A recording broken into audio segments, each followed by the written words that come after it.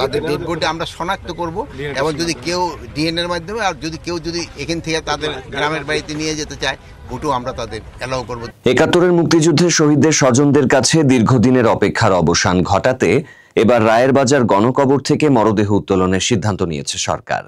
শনিবার ২রা আগস্ট রাজধানীর মোহাম্মদপুর থানা ও রায়ের বাজার গণকবর পরিদর্শন শেষে সাংবাদিকদের সাথে আলাপকালে এই ঘোষণা দেন স্বরাষ্ট্র উপদেষ্টা জাহাঙ্গীর আলম চৌধুরী। স্বরাষ্ট্র উপদেষ্টা বলেন, সরকার মরদেহগুলো ডিএনএ পরীক্ষা করে যথাযথভাবে পরিচয় নিশ্চিত করার পরই স্বজনদের কাছে হস্তান্তর করবে। এ লক্ষ্যে প্রয়োজনীয় প্রস্তুতি নেওয়া হচ্ছে। এই সিদ্ধান্ত দেশের ইতিহাস ও মানবাধিকারের দিক থেকে অত্যন্ত গুরুত্বপূর্ণ বলে মনে করছেন বিশ্লেষকরা।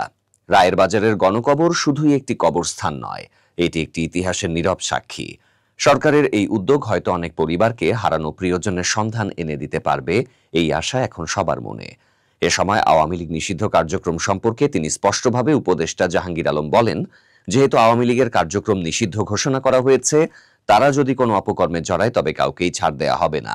এ সময় তিনি আরও জানান, আওয়ামী লীগের গোপন কর্মকাণ্ডে সেনাবাহিনীর এক কর্মকর্তার জড়িত থাকার তথ্য পাওয়া গেছে। এই কর্মকাণ্ডের সাথে যেই বাহিনীর যেই জড়িত থাকুক না কেন, সবাইকে আইনের আওতায় আনা হবে। ৫ আগস্ট ঘিরে কোনো নিরাপত্তা হুমকি আছে কিনা এমন প্রশ্নে স্বরাষ্ট্র উপদেষ্টা সাংবাদিকদের আশ্বস্ত করে বলেন, আল্লাহ দিলে কোনো ধরনের কোনো শঙ্কা নাই, আল্লাহ চাইলে কোনো শঙ্কা নেই। সাংবাদিকদের সহযোগিতা থাকলে উদ্বেগের জায়গা নেই।